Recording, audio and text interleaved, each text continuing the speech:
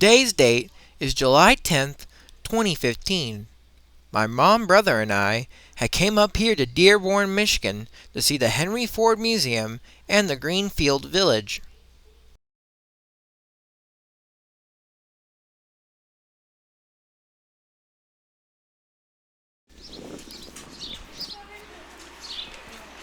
Here at the entrance of the museum is a replica of the Wright brothers plane.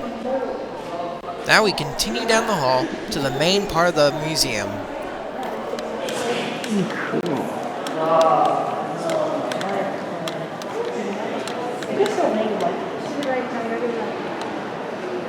Holy cow! The first exhibit we go and see is the line of presidential motor vehicles ranging from Reagan to Theodore Roosevelt.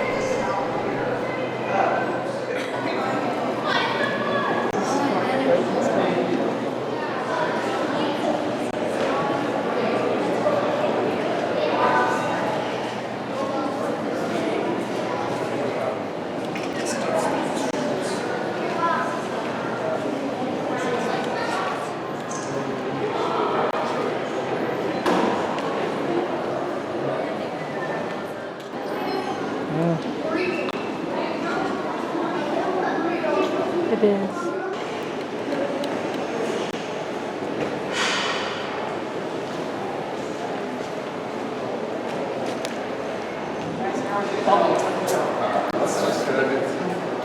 See why they call it the boat.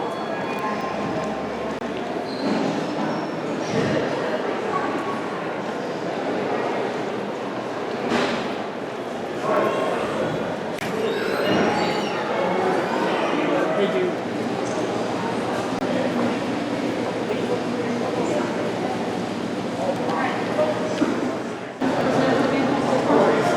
This car is bulletproof armor.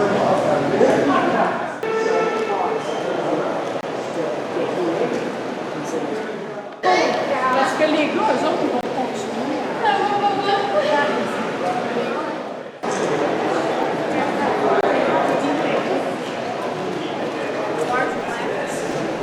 After seeing the presidential vehicles, we then go to the train exhibit.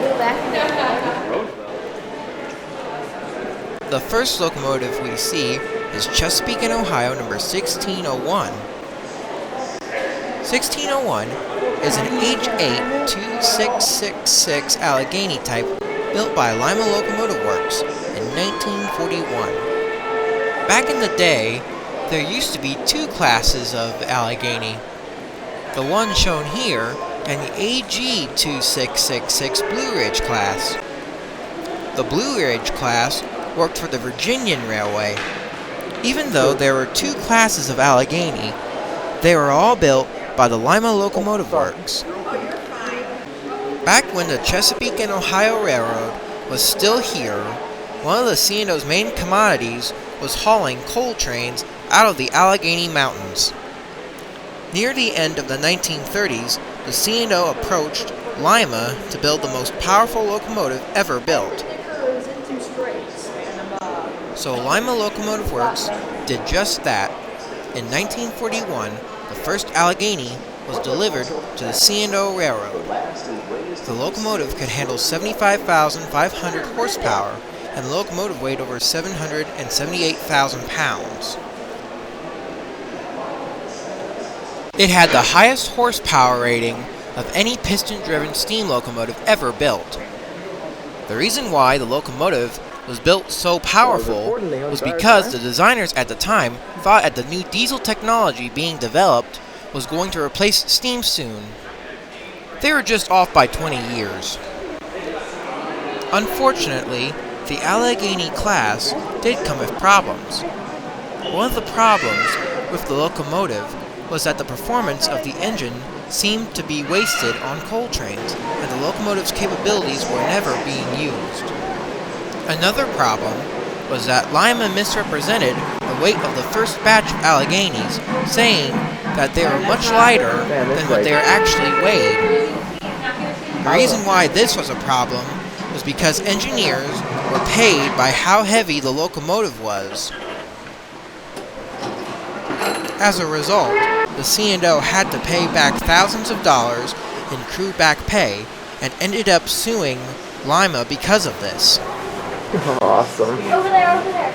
Thankfully, two Alleghenies survive to this day, the 1601, which is right in front of us, and the 1604, which is on display at the B&O Railroad Museum in Baltimore, Maryland. Now we watch as the 1644 as it pulls its coal train around our layout.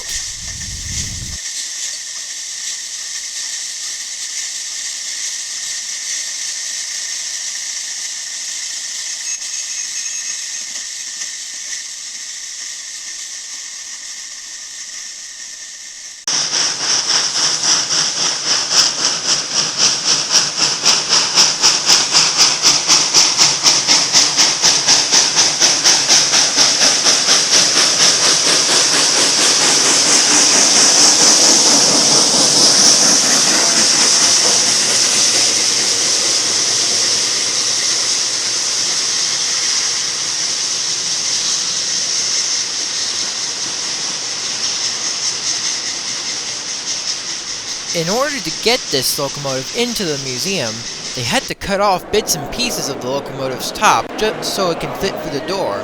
And that is a huge door. The next locomotives we see is the DeWitt Clinton and the Rocket. Of course, these are both replicas of the real thing. You think it's like the same kind of train? The next locomotive we might see be. is the Atlantic and Gulf number 110, the Sam Hill. This is 1858 Rogers locomotive.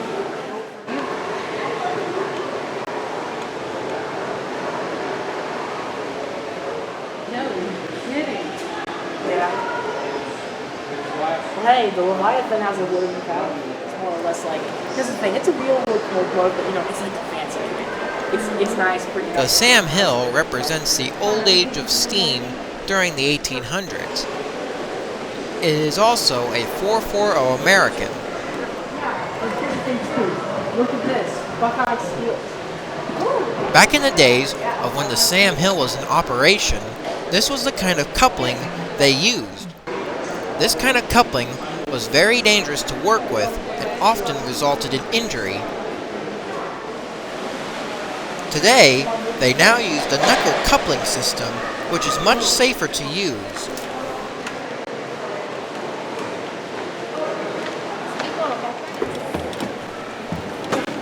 Yeah, look at this.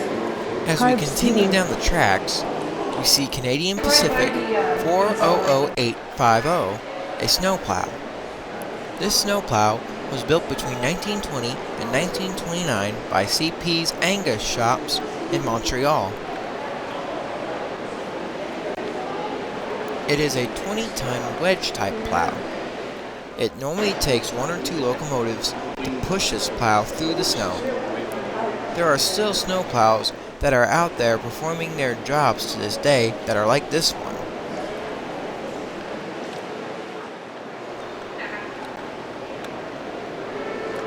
The locomotive that is pushing the plow is Bessemer and Lake Erie number 154. Number 154 is a C3B 280 consolidation. Right there. This is the type of locomotive that would have been in operation around the same time as the Allegheny was.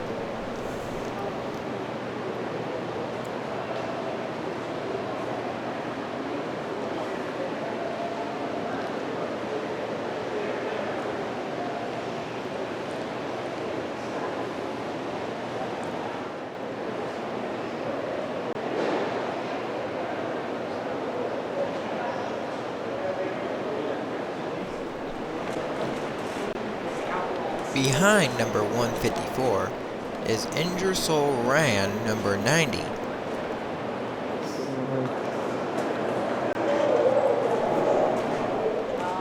Beside the plow train are two passenger cars and a caboose from the D&LN.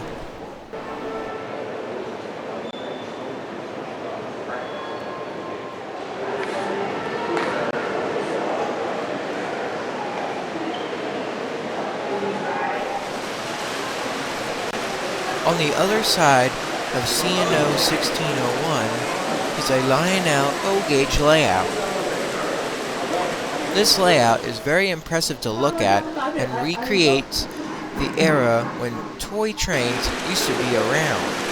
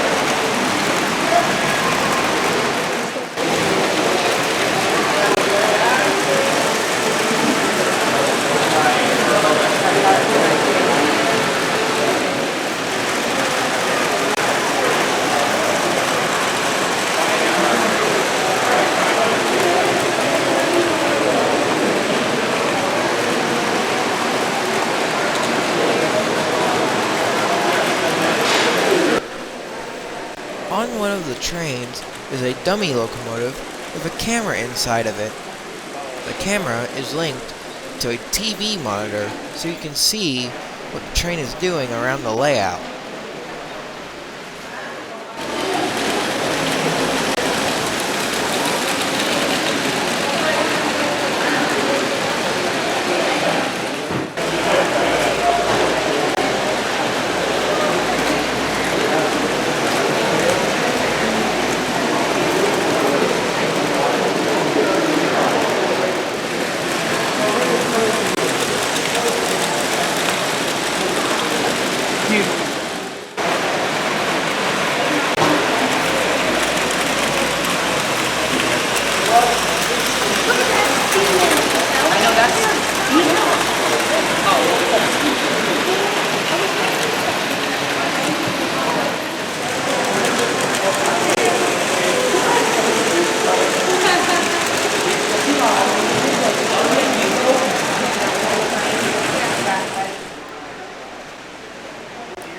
Near the front of C&O 1601 are models of trains in glass cases. Here we see models of a pair of MUs from the Delaware, Lackawanna, and Western Railway. Up in Bellevue, Ohio, there is an example of a real MU locomotive. This locomotive is from the Erie-Lackawanna Railroad. At the time of this visit, it was in storage.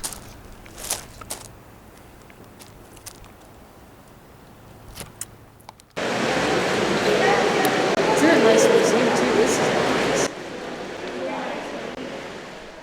The other models are of a B&O Pacific and a 440 American.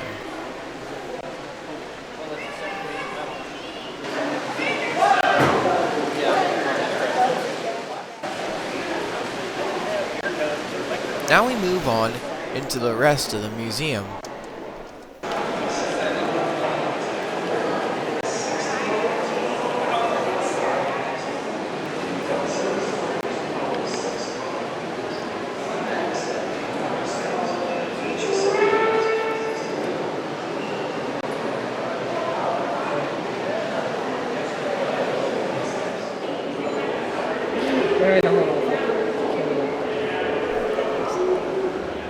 Here we see a patch of Kodak cameras.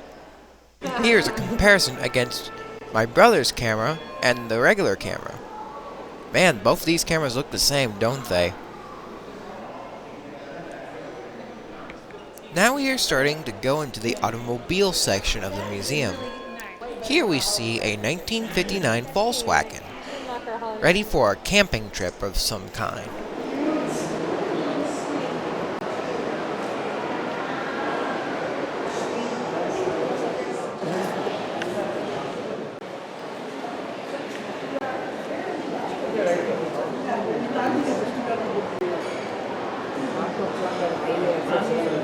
That was very expensive.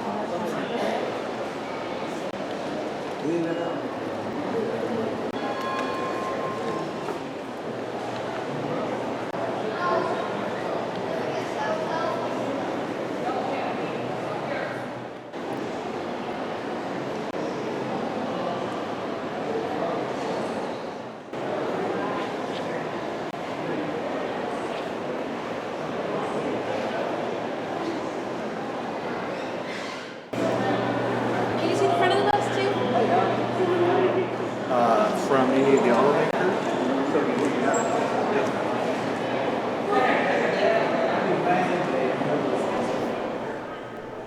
After seeing all the cars, we then saw the progression of the 18-wheeler, aka the semi-truck.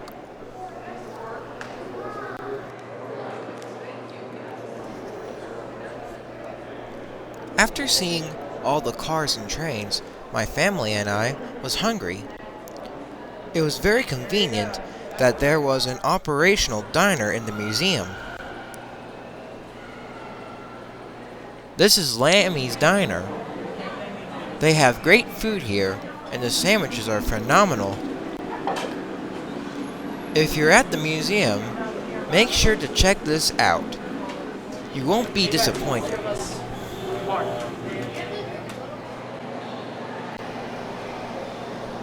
After we had lunch, we decided to go to the aviation center.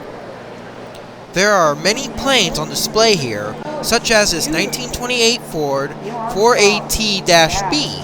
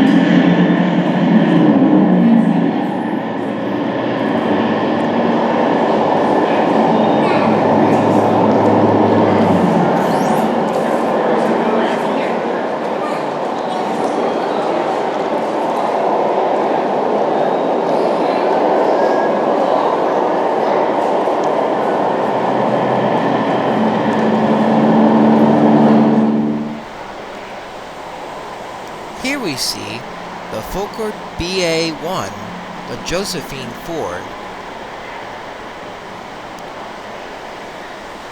This plane was used by Richard E. Byrd to fly over the North Pole on May 9th, 1926.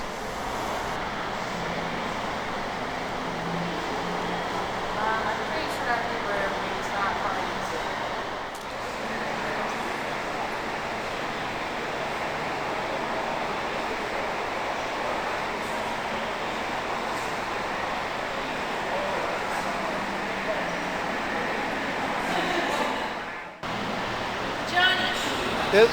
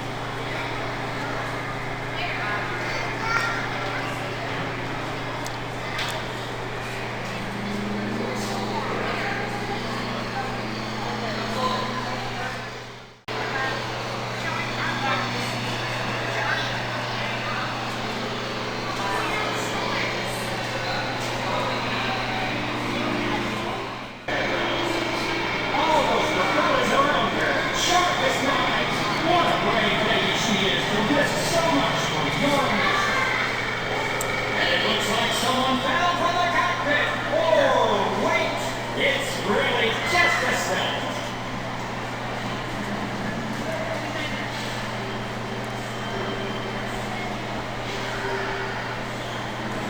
At least two pilots grew up together and are explosive brothers. Something they're about to show you with this trick.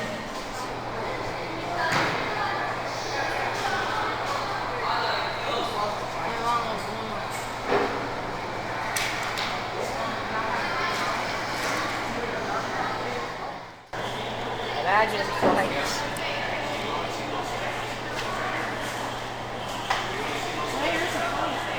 Helicopters haven't exactly changed much now that I really think about it. I mean, it's still the same. Well, it's just whatever.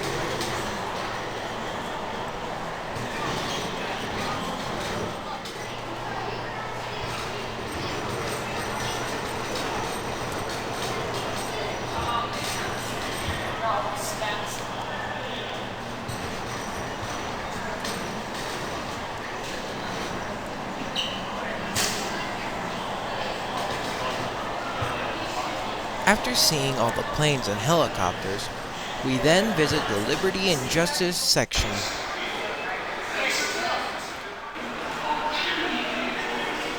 Here we see an 1823 copy of the Declaration of Independence.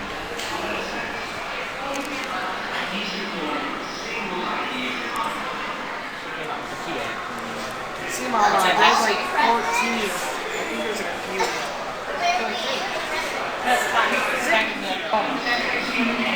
So I'm reading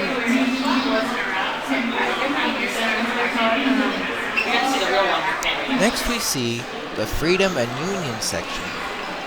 Here, there are artifacts on display here that span before and during the Civil War.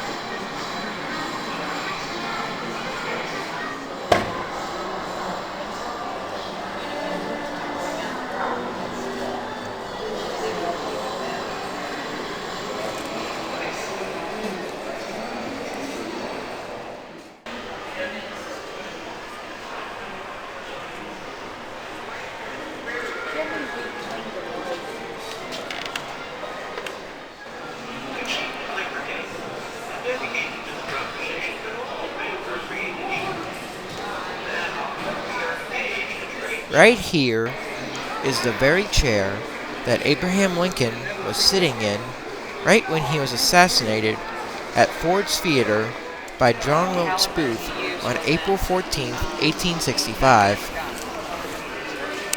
I don't think so, but then again, I don't. Here is the women's suffrage section.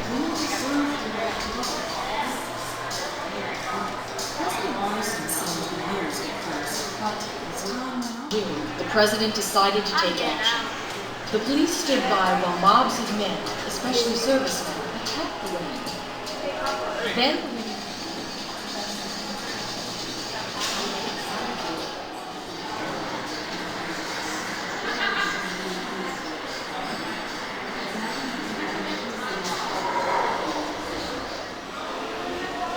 This is Montgomery City Lines number 2857.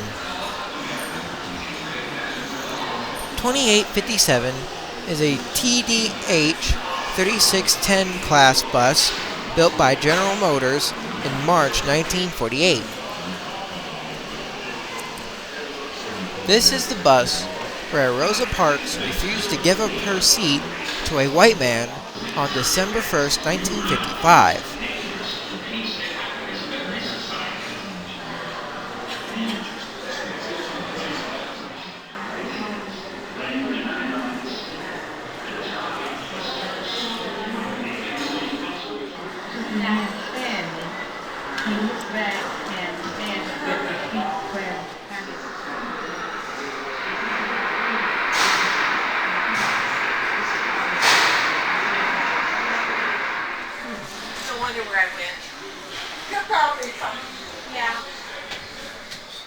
powerful times. Living in the South, you knew racial segregation was there. By law, we African Americans... The next place we go is the steam engine section of the museum. Here you can find all sorts of steam engines. And when I say steam engines, I do not mean steam locomotives that run on rails.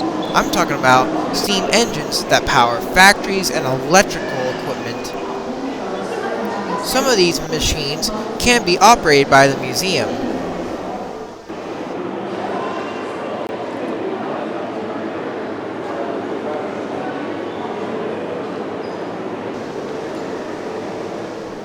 This is a model of a factory powered by a steam engine.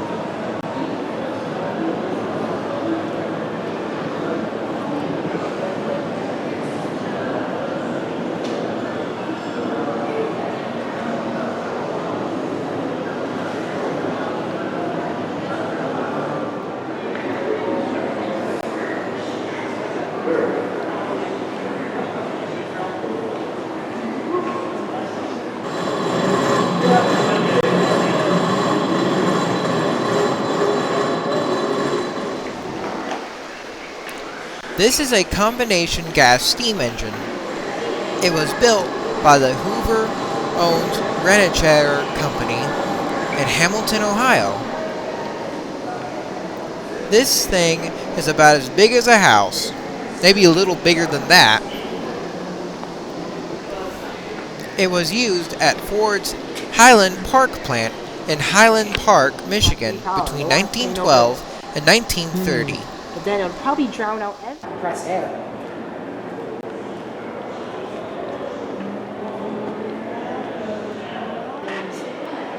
This is crazy.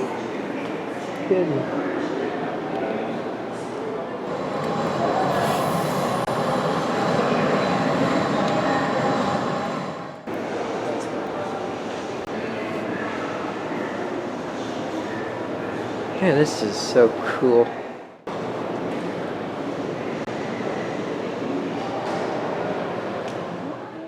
Look at this.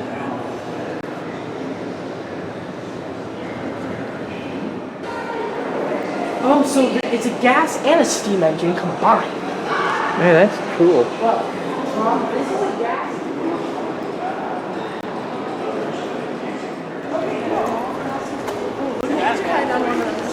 Right here is Watt Canal Pumping Engine. It was built in 1796.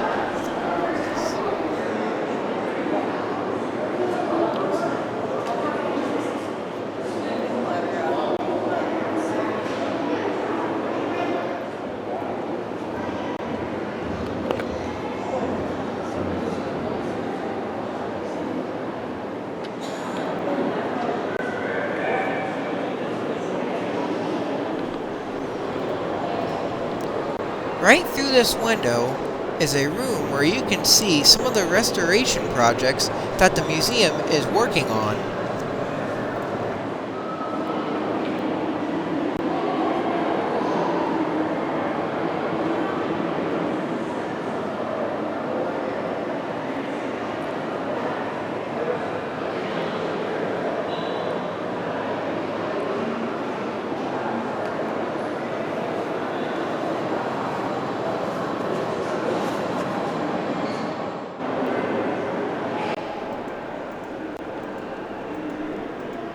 After seeing all the steam engines, we decided to see what was supposed to be the house of the day.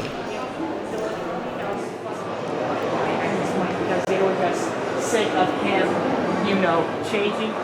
Back to the Bermuda Main Street and hometown of the good old USA. This is a Dymaxion house. The Dymaxion house was designed by Buckminster Fuller. Its design is based off of a design of a grain bin. It's nice. Here is the inside of a Dymaxion house. No. You know, this was very cool. This is nice. Like ventilation through the floor. Ceiling. This isn't all in one kitchen. This is it.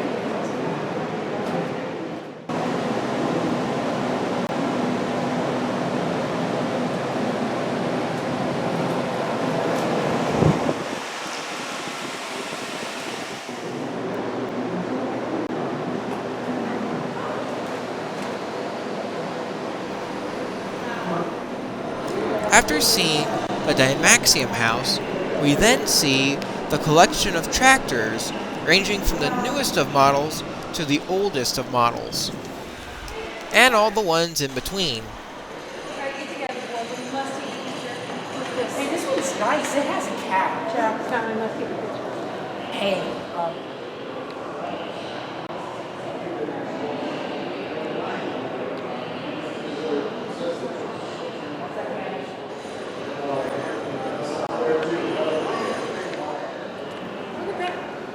it's like this little musical. Oh, there's some steam trackers. You didn't see the steam trackers?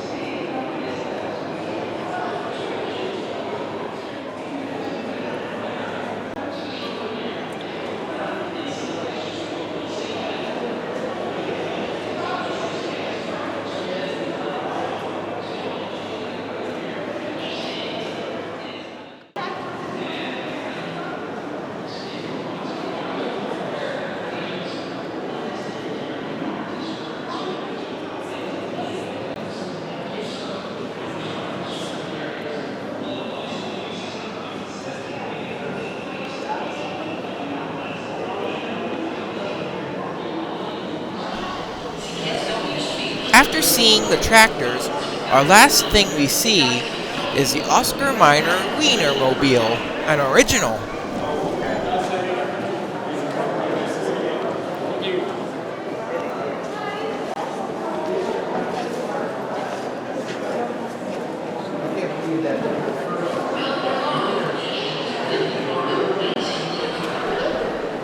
I gotta say, this is an interesting vehicle, especially since my family saw its modern-day variation while coming up here.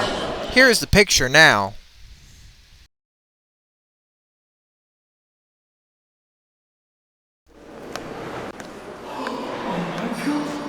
Right before we left the museum, we came across this display of vintage model trains.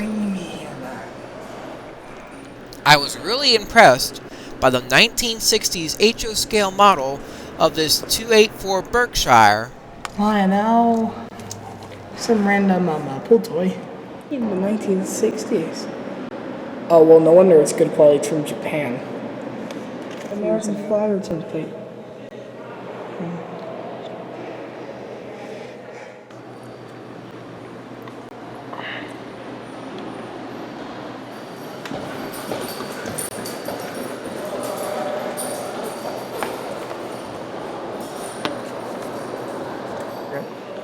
No commotion.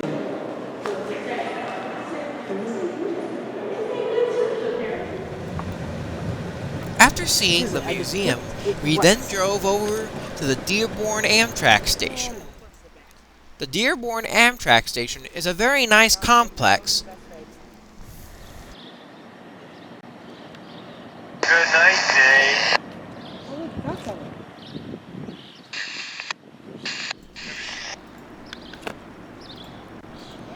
The station was built to serve Amtrak's Wolverine. Passengers can take the Wolverine either to Detroit or to Chicago.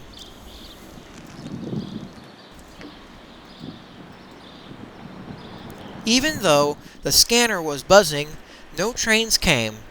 Amtrak's Wolverine wasn't due until 10 p.m. that evening. At the time of our visit, the tracks through the station were being double-tracked, and they are also adding a walkway in between the station and the Greenfield Village.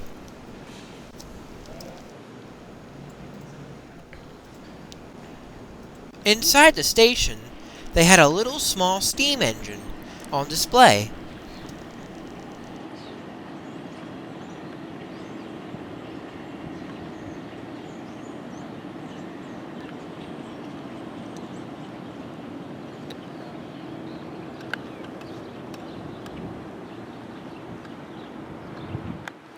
So, quick there.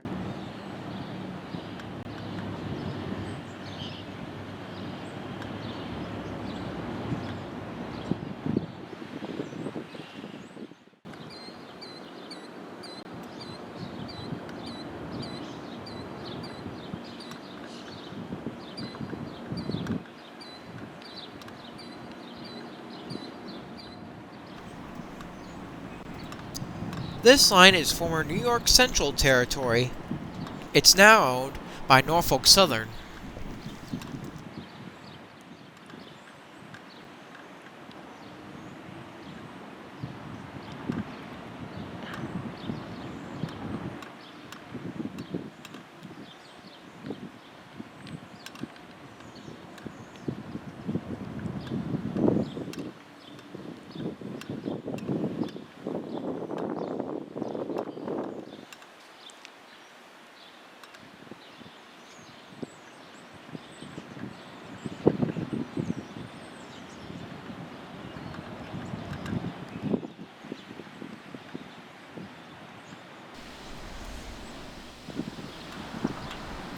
After visiting the station, we then went back to the hotel to get some sleep.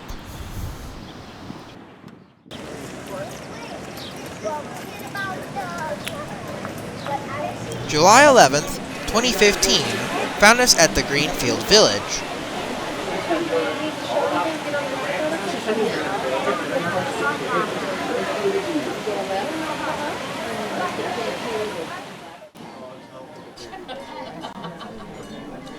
To begin our day, we first take a ride around the village. Remain seated until the train comes to a complete stop.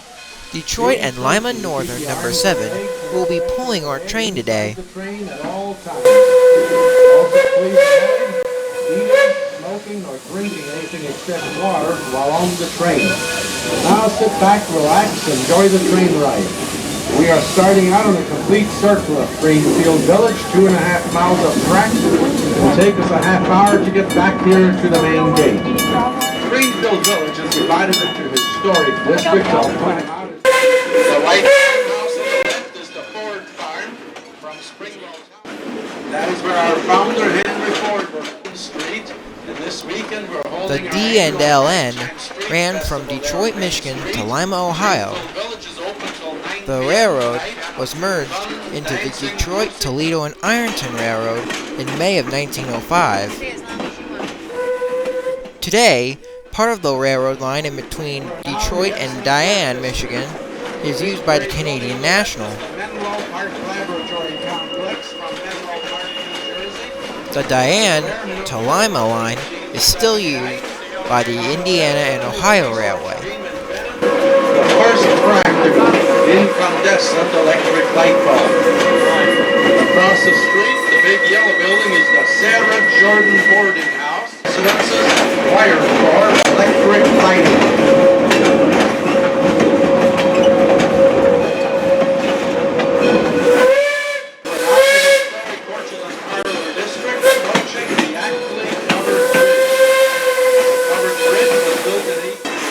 It was Brooks over bridges back in the 1800s because most bridges back then were made out of wood.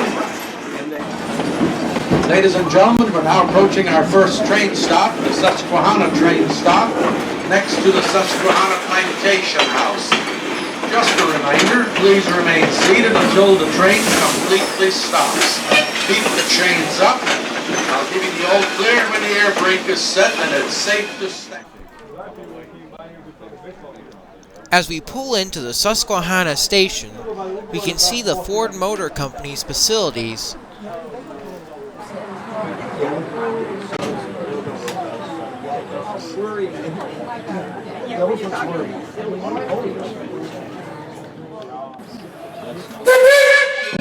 Now for your safety.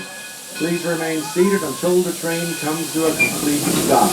Be certain to keep your arms and legs and especially your head inside the train at all times. Also, please avoid eating, smoking, or drinking anything except water while on the train. Now sit back, relax again, enjoy the train ride. Clinton House from Sudbury, Massachusetts, parts of which date back to 1640. Then there's the Ferris windmill from Cape Cod, Massachusetts, also from the 1600s, believed to be the oldest windmill in the United States. And the Daggett Farmhouse from northern Connecticut, built in 1754. Daggett Farmhouse also predates the American Revolution. Now here is some information about the locomotive up front. Filling our train today is the 7.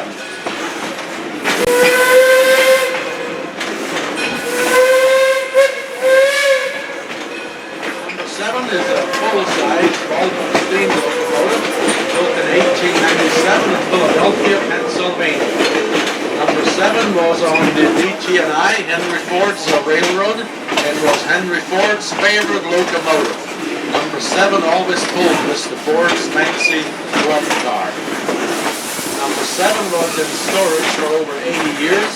We brought it out of storage, worked on it, restored it, put it back in service about 3 years ago. We ran through the woods into the newest district of Greenfield Village, the Rouge River Oxbow District, the largest ongoing wetland restoration project in southeast Michigan.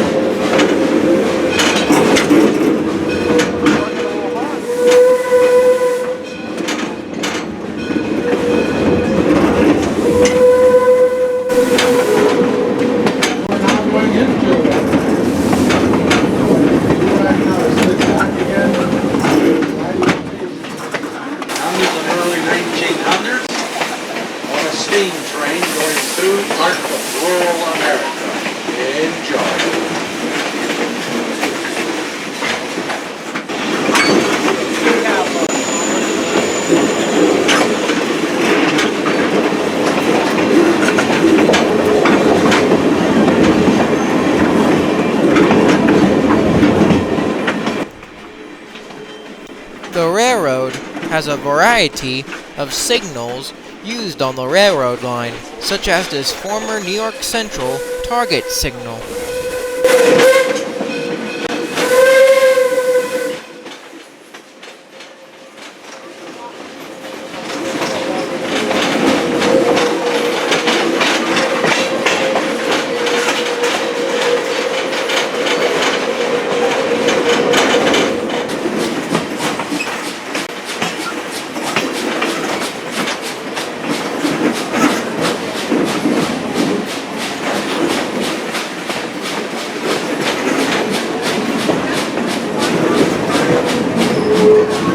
Big open field on the left is Walnut Road, the multi-purpose activities field, and the ballpark, where our 2 historic old-time bases.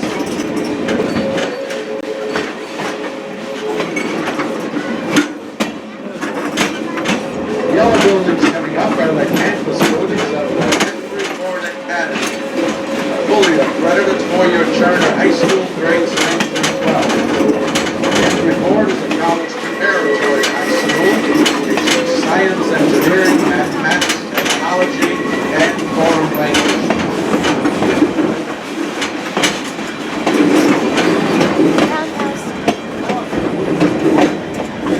The old train cars coming up next have been the classrooms for the seniors of the Henry Ford Academy. Now school's out, the seniors have graduated, so right now we're using the train cars for our summer discovery camp program. Cheers.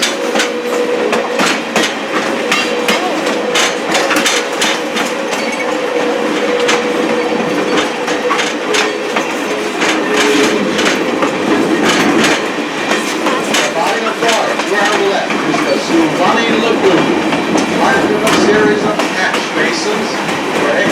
storm valve and flood control in Greenfield Village.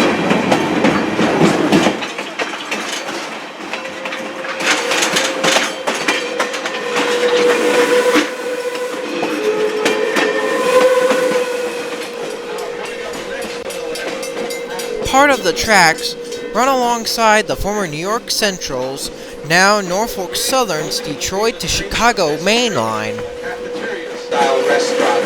The white building next to it is the historic Eagle Tavern, originally built in 1832 in Clinton, Michigan, between Detroit and Chicago.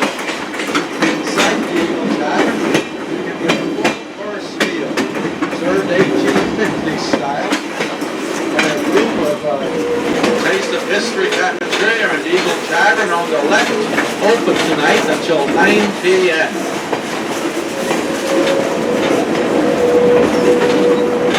Ladies and gentlemen, we're now entering the Smith Creek train depot on the north side of Greenfield Village. Please remain seated until the train completely stops. Keep the chains up. I'll give you the old As we pull into the Smith Creek Depot, we see a variety of rolling stock right next to the tracks. Left-hand side only, please. That's where the train platform is at. Please wait for the engineer's whistle before standing up.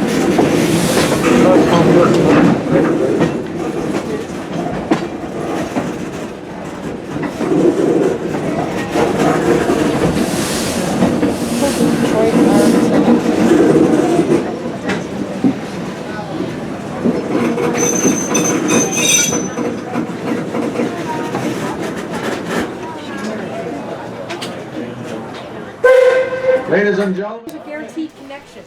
And I'm not sure what's supposed The to news happen. crew Anything for I can Fox definitely News was also here. The Fox News man? Yes.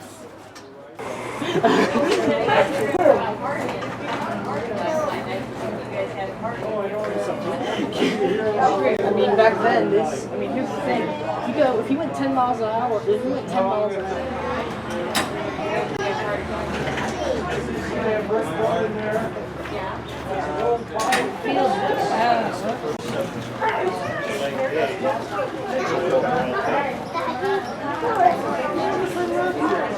and legs and especially your head inside the train at all times. Also please avoid eating, smoking, or drinking anything except. We are now in the Railroad Junction district of Greenfield Village, going past the historic Smiths Creek train depot from Smiths Creek, Michigan, where the young Thomas Edison sold newspapers during the American Civil War. Smiths Creek, by Henry Ford, for the grand opening of Greenfield Village. Big brick building on the left is the old Detroit, Toledo, and Milwaukee Roundhouse.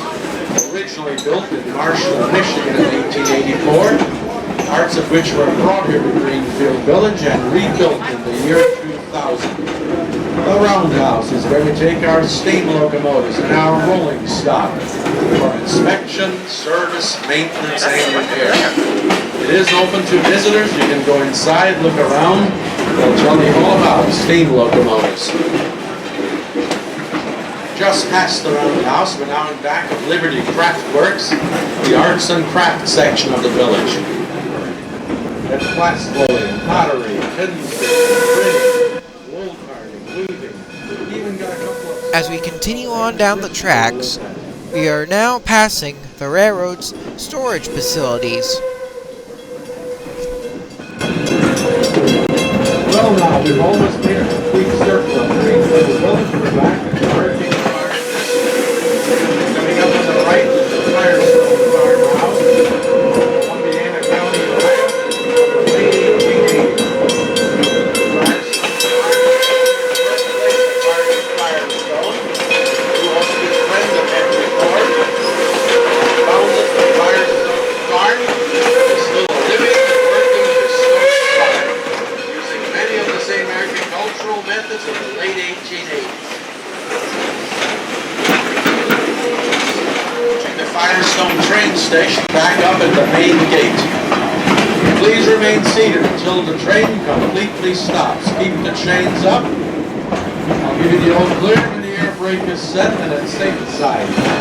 Right-hand side only, please. That's where the train platform is at.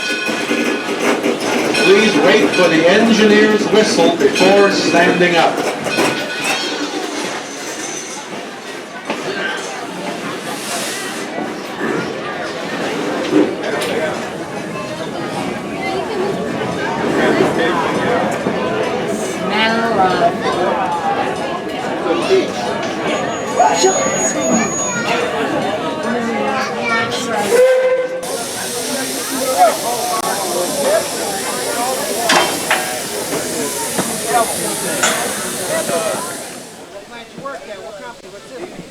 As we get off the train, let's look at Detroit and Lima Northern number 7.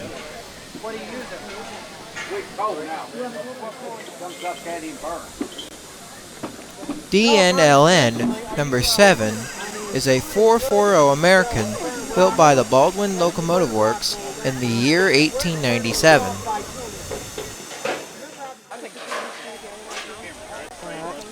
In 2012, number 7 was restored and put back into operation.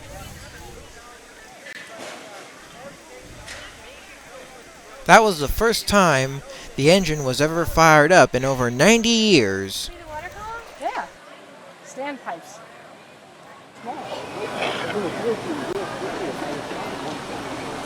Here we see number 7 taking on water.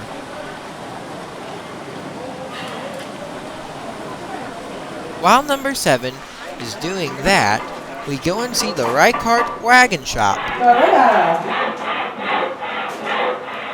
Oh, there you are.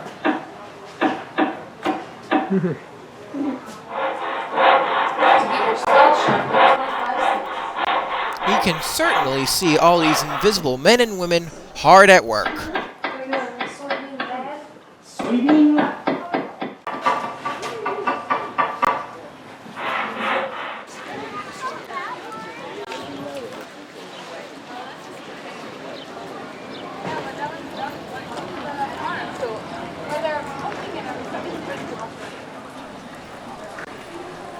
After seeing the Reichardt wagon shops, we noticed that number 7 was done filling up with water and was getting ready to go. What side do you want to be on, brother?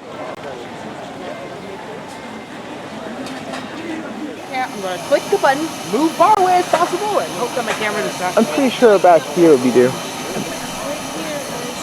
While waiting on number 7 to start, we noticed that the railroad crossing was a wigwag signal.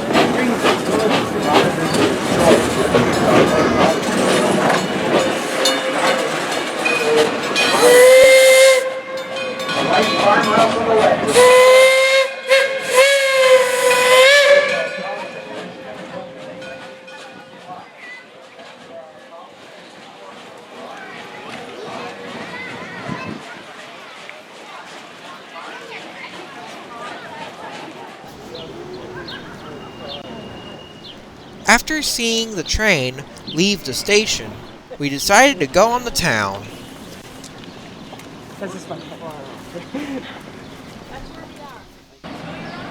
The first thing we did in town was we rode around in a Ford automobile.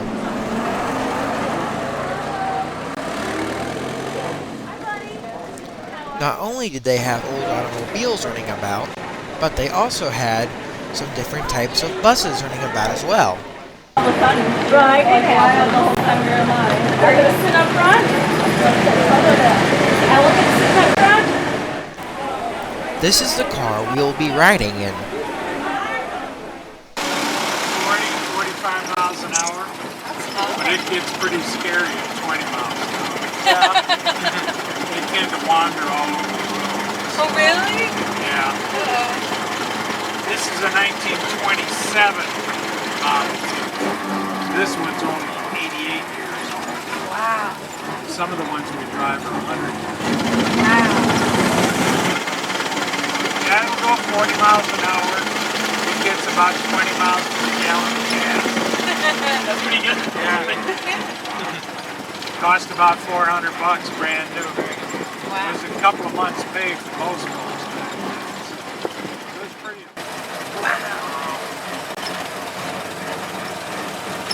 It was one of the first really affordable cars. Awesome. Great.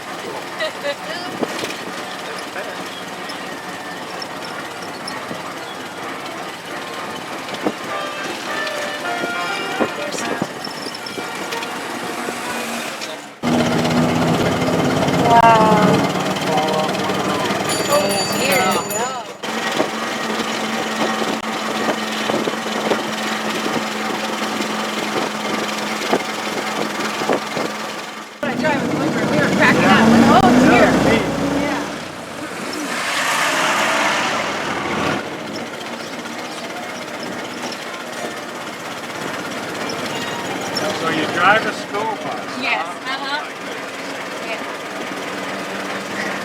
About 7 years now. I really love it. Well, I drive 3 to 5-year-olds, special needs children. Yeah, I did the regular kids first, and that was a hoot. They can get a little rowdy. Yeah. I thought I'd give you proud respect for bus drivers. That's right.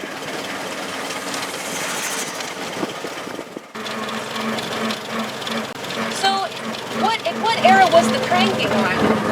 You know, when they would crank them? Well, all of these were crank start. Okay. All of the Model Ts from 1908 all have cranks on I see it, okay. Yeah. But beginning in 1917, they put electric starters on them also. Okay. So you could start it electronically. Oh. But quite often it didn't work. Uh-huh. So they would keep with the crank start. So as a backup. Soon our journey around town was over. And even into We the decided to continue on into town.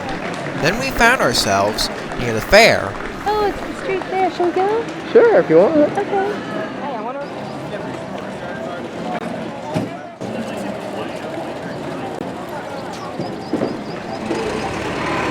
The first building we walk into was the Mrs. D. Cohen. The Mrs. D. Cohen is a hat shop. It was built around 1880 in Detroit, Michigan. Many of the buildings here were built in different locations before coming here. You have a fedora? Oh my gosh, you should have worn it today. Oh. Well, hi everyone. Welcome. Those of you that are just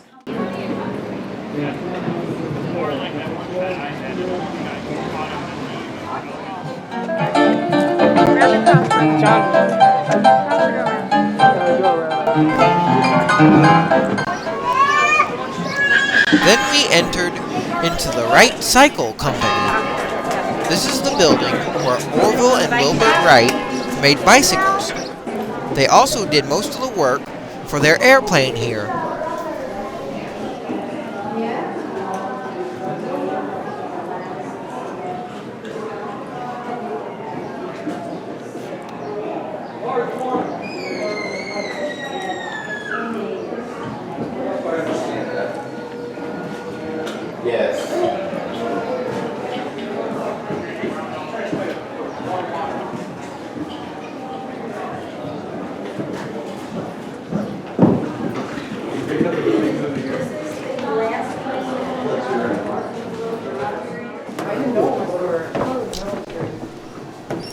This is where the Wright brothers worked on their plane and the plane's design.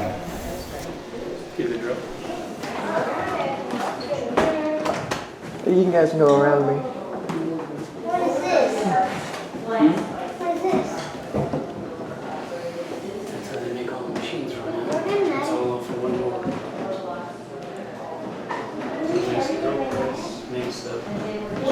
The Wright Cycle Company building was built in 1875 down in Dayton, Ohio.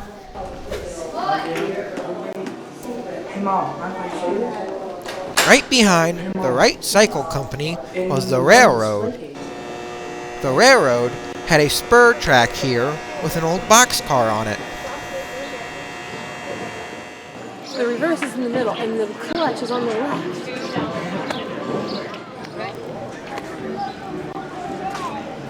Then we move onto the Ford Motor Company building.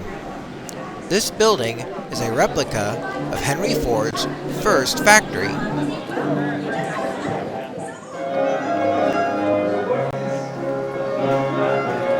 The original building was located on Mack Avenue in Detroit. The replica was built in 1945, right on this very spot. Customize the color if you want. Yep. Cool, thank you. Over there, what do we have with this? Those are actually, you get it right in the mounting. It is a center pop, so if I got the person more, if you wanted to put nails stuck right in the future, so you see the person. But that's, I'm looking right to the mounting. It's a steam engine. Vertical. So keep getting all the parts, all the supplies, different supplies. In the beginning part, so when he was in here at Mac Avenue, that was how we did it. But by the time he was building the Mountie, he was actually doing it all in-house. Ford was actually building all of it.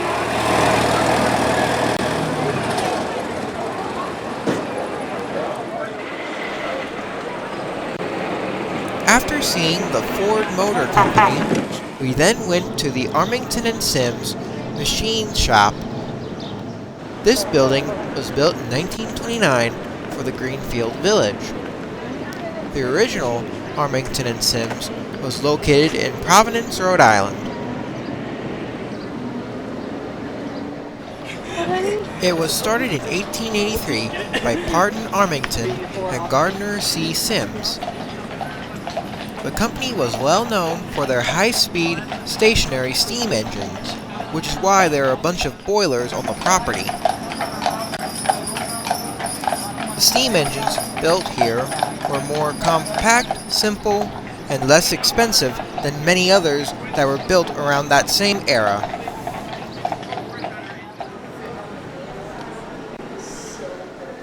The company won many awards for its steam engine designs.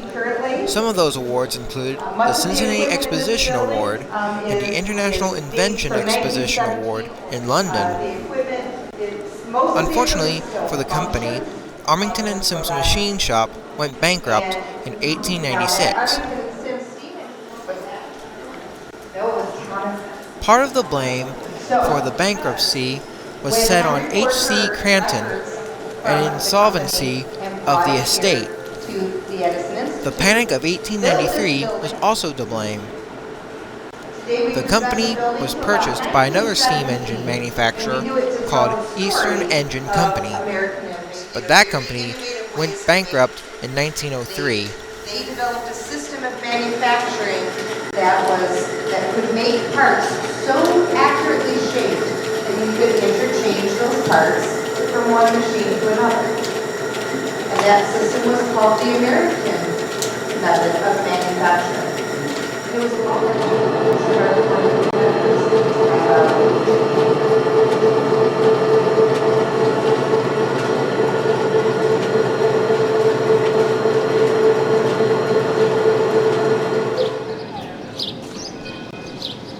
After seeing the Armington and Sims, we then walked outside the building to explore some more.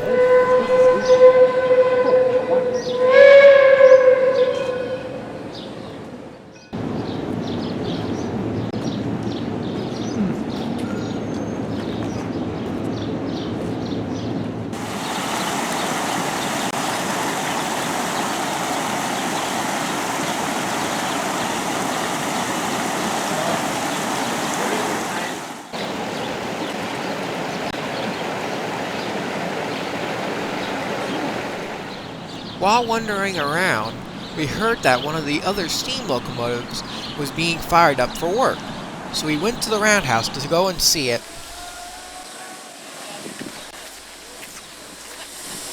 The other steam locomotive that was being fired up was Edison number 1. Normally, the Greenfield Village runs one train around the property, but thanks to the fair in town, it was decided that 2 trains were needed for the day.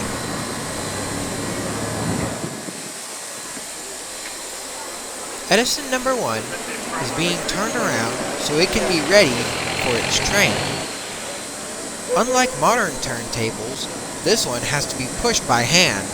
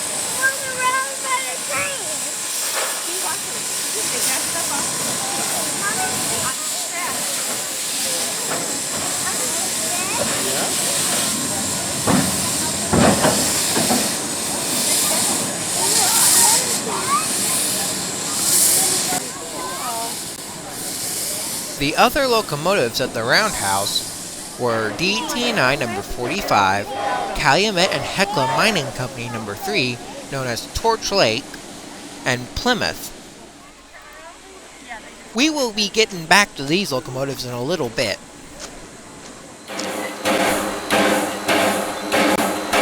Edison number 1 is a 440 American. Edison was originally an 040 locomotive built by the Manchester Locomotive Works around the 1870s. Edison was later given to Henry Ford by his friend Thomas Edison. Thomas Edison had this locomotive at his New Jersey quarry. In 1932, Edison was rebuilt by Henry Ford into a 440 American. After it was rebuilt, it was then put on display at the Henry Ford Museum from 1932 till the early 1960s. Then it was placed into regular service in the Greenfield Village. Soon the crew was done preparing Edison for work, and then started off for their coaches.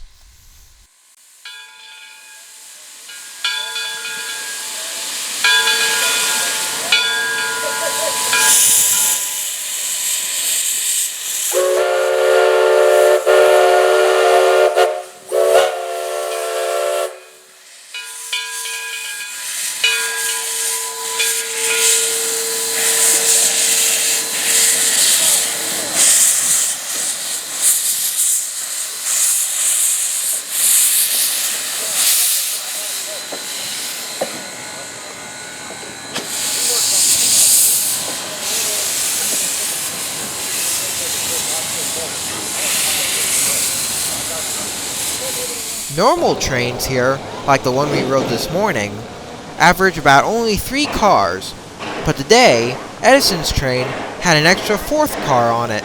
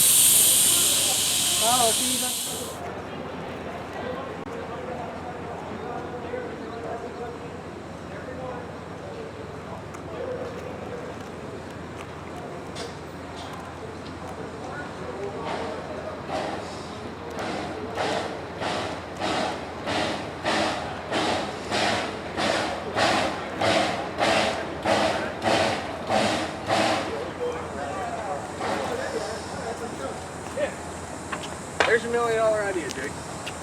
Oh, they're getting out of their car. It's kind of interesting when you think about it. Well, this one's got more cars in its train than the other one that's bigger.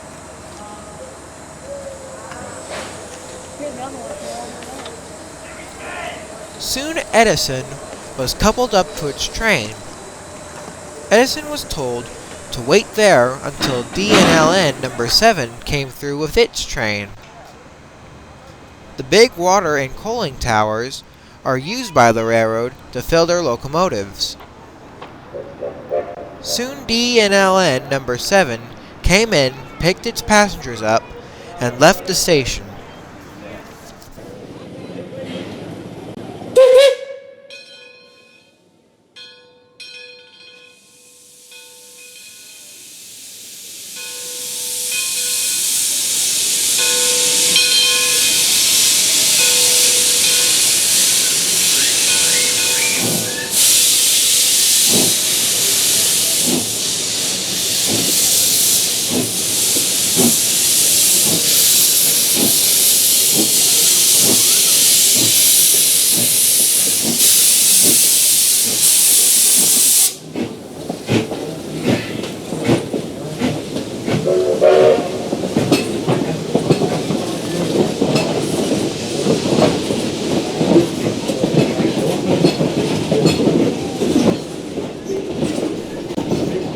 Seconds after the D&LN number 7 started off, a spectacle happened, having everyone scramble for their cameras. D&LN number 7 and Edison began racing each other down the double-track right-of-way. My brother, who owns Jacob Buster 11, was one of the few people who caught this race on camera. Here's his footage now.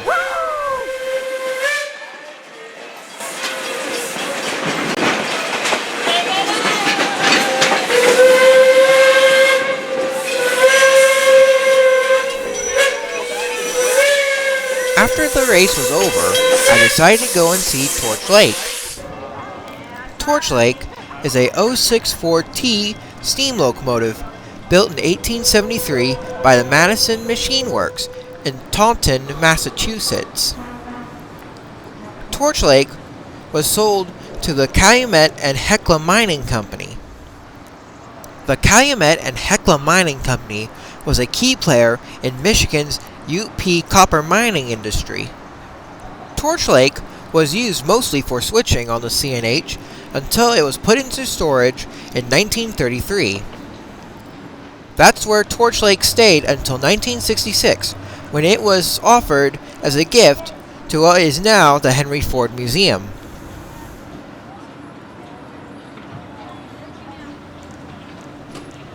Plymouth is a gasoline mechanical locomotive built in 1927 by the Fate Root Heath Company in Plymouth, Ohio.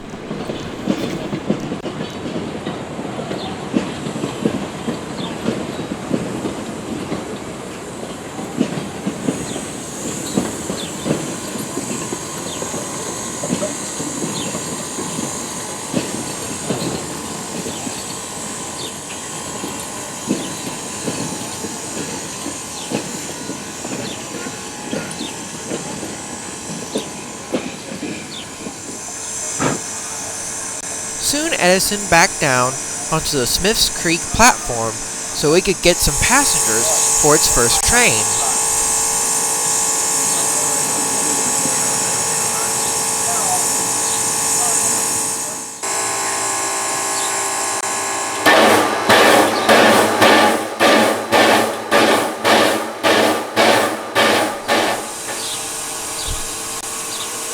While waiting on Edison to leave, I saw a John Deere vehicle waiting on a Ford Model T.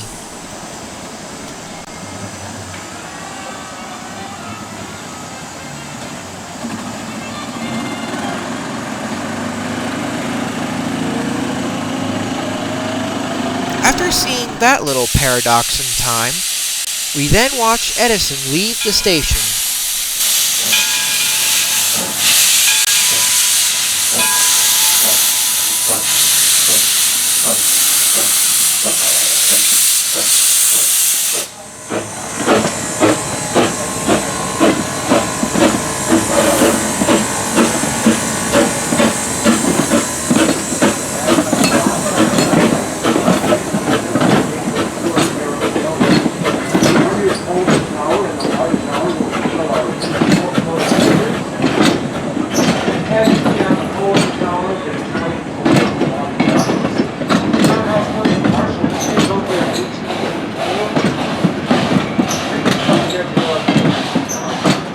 Our steam locomotives at the Edison coming out right now for service repair and While we wait on the next train, let's go and see the Smiths Creek Depot. The depot was built between 1858 and 1859 in Smiths Creek, Michigan for the Grand Trunk Railway. The reason why this depot was saved instead of any other old depot in Michigan was because of Ford's friend Thomas Edison. As a young boy, Edison worked as a news and candy butcher. A butcher in the mid-19th century was a vendor. Edison would walk on board a Grand Trunk train, then walk around the train selling newspapers and candy to the passengers. While riding one such train in 1863, Edison accidentally set the baggage car on fire while he was conducting a chemical experiment using phosphorus. When the fire was put out, an angry conductor of the Grand Trunk train threw Edison off at the Smiths Creek Depot. When Edison told Henry Ford the story, Ford decided to go look for the depot. Sure enough, he found it and purchased the depot from the Grand Trunk Railway. Then, he had the depot moved from Smiths Creek, Michigan, all the way down to the village in Dearborn, Michigan. For compensation of the depot being moved, Ford had a new one built in the town. The move took place on October 21st, 1929.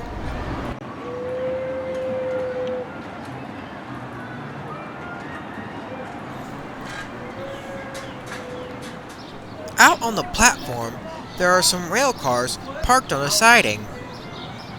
There are plans for Amtrak as well. When the Dearborn Amtrak station is completed, they hope to have passengers walk from the Amtrak station all the way to the Smiths Creek Depot for a day in the Greenfield Village and possibly at the museum. Now we watch D&LN number 7 pull into the Smiths Creek Depot.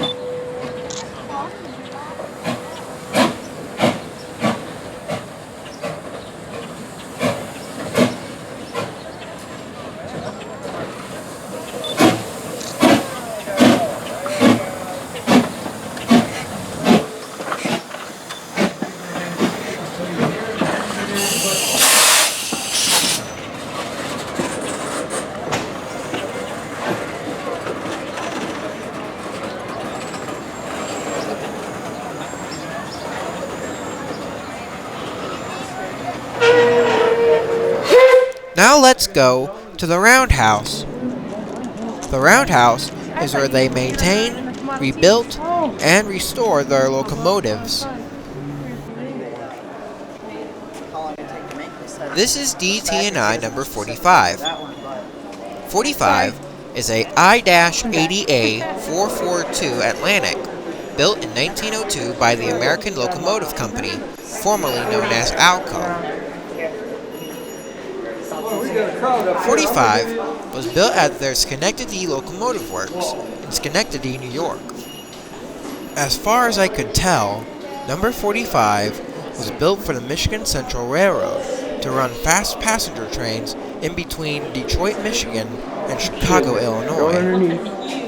Later on in its career, Henry Ford purchased the Atlantic for $50,000. He then sent the locomotive to his Rouge Locomotive shops in Dearborn, Michigan to get its gold brass and wood trim. The locomotive was to pull Henry Ford's executive train. The Roundhouse is a former Detroit, Toledo, and Milwaukee Railroad building. It was built in 1884 in Marshall, Michigan. Today, the Roundhouse still does its intended purpose of housing and restoring and maintaining the locomotives and rolling stock that work here. At the time of our visit, they were restoring an old caboose.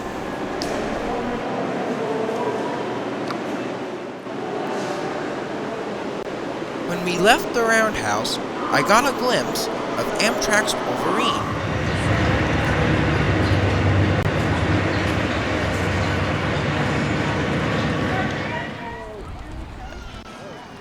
We continued to explore the Greenfield Village. Here is the home of Ford's favorite teacher, John Bernard Chapman. He worked as a farmhand and as a school teacher in the 1870s.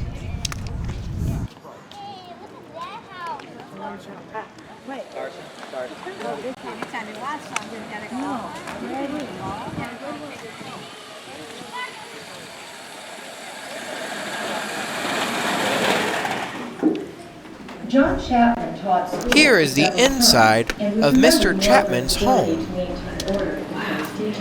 Look at that man. Henry Ford loved his teacher, and when Chapman later moved to the neighboring Miller School, Henry followed him. In country schools during the late 1800s, most men did not teach full-time. John Chapman worked in other tasks most of the year, as a farmhand and as a cooper, making meals for local farmers. In the next shot, we see Edison passing us at the covered bridge near the Susquehanna plantation.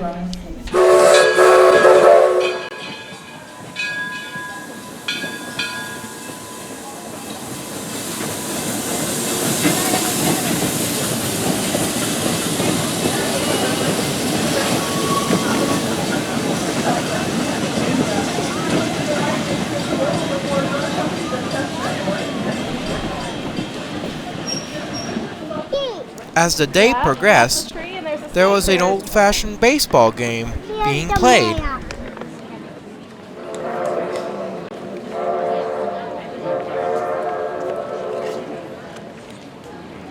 I'm taking a rest again.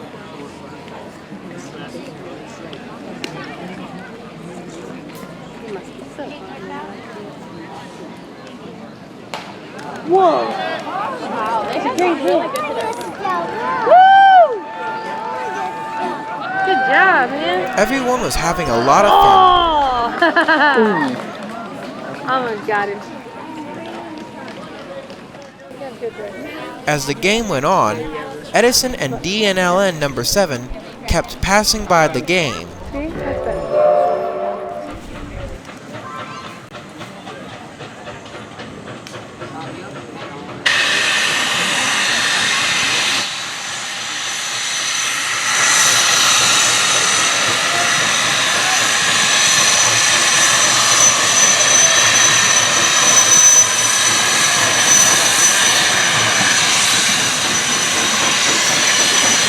I gotta stop and wave everything.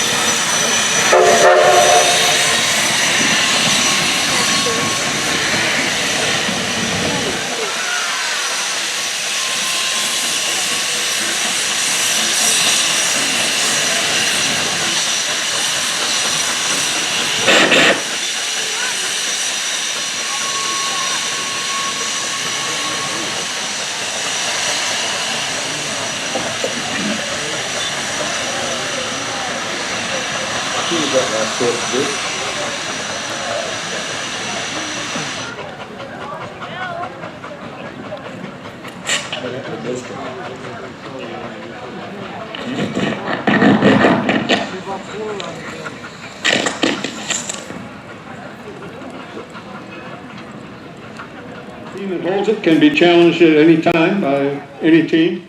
And at the end of the year in Bay City, there is a tournament of several teams from around. Rounder to third, Logs sort of first.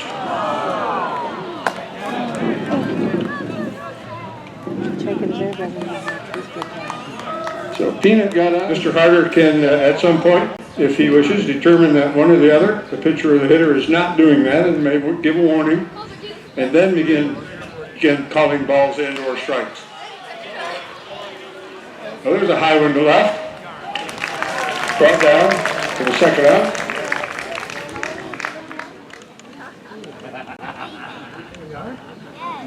I guess that was the that was the third out.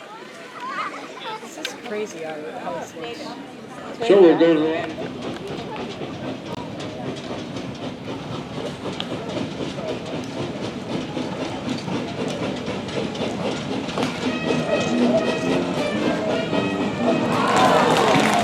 Long fly out. Ladies and gentlemen, 3 cheers to the railroad. Hip hip. Hip hip. Hip hip.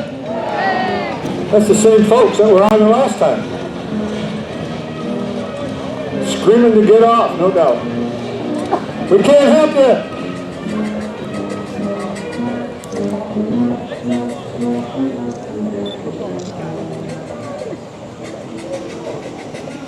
Now, you consider that a softball?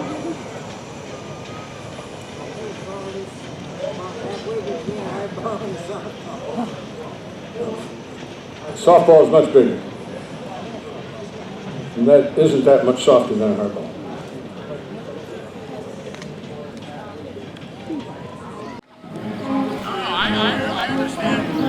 After the game, we were walking onto the road when we saw Teddy Roosevelt as he was making his campaign for the presidency. Well, we'll have a loose vote from you fellows, and that way we can get the ladies voting in 16 for us. Those who are old enough to 30. Love to have you run. Good. Well, I'm running. I'm fit to the bump and ready for the fight. My hat's in the ring. Fully to see you.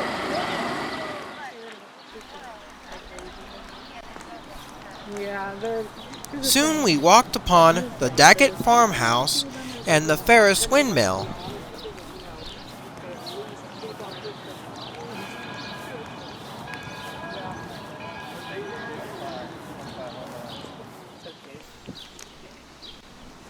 The Daggett farmhouse was built in 1754 in Andover, Connecticut.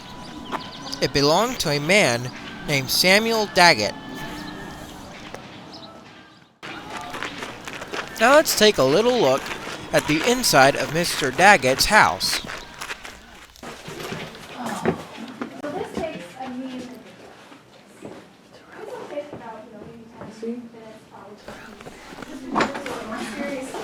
The Ferris windmill was built in the mid-1600s in Cape Cod, Massachusetts. It's known to be the oldest windmill in the United States. Now we see Edison as it passes by the windmill.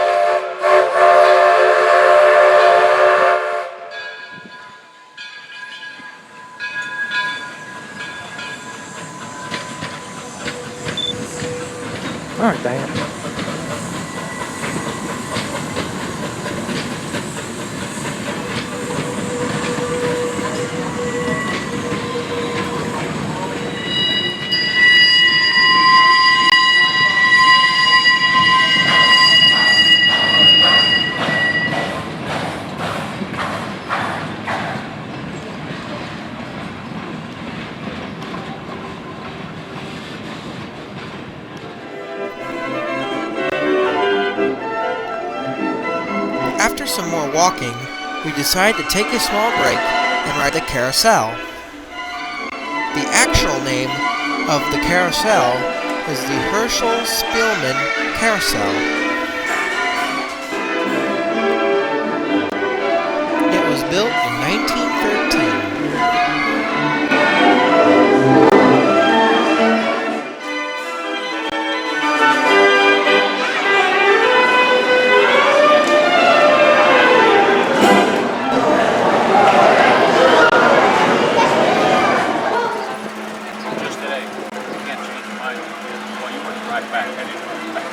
But I'm just saying, you know, people in the area. After the carousel, we decided to go back to the train station and take the train back to the Firestone station and end the trip.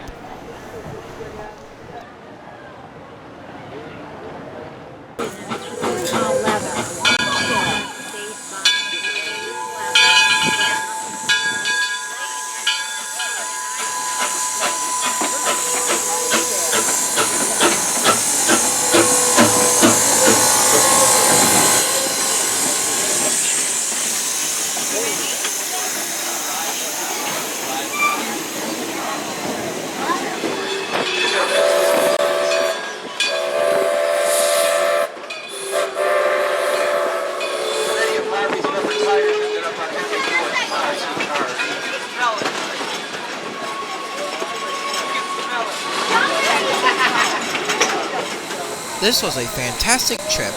If you ever get a chance to come here, you should take it. This place was so big, we weren't able to get everything on camera. That's just another reason for people to come here and see the Henry Ford and the Greenfield Village.